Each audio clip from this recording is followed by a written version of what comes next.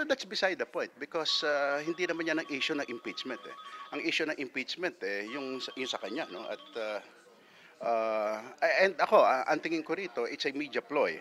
It was a diversionary tactic para nga to turn the tide so to speak ano na para iba naman ang maging issue no. At sila na nga ang mag-dictate ng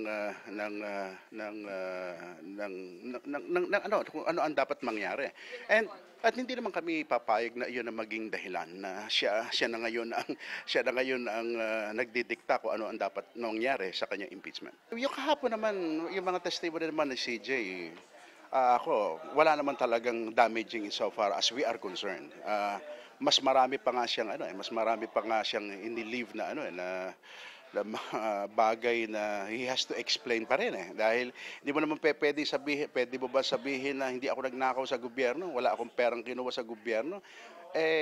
Hindi naman nangangahulugan na porket wala katulad, let us say, yung sa mga kaso, kung nanggaling sa private people ba yung pera mo, porket hindi pera ng gobyerno, it's a justification na pwede mo nang kunin.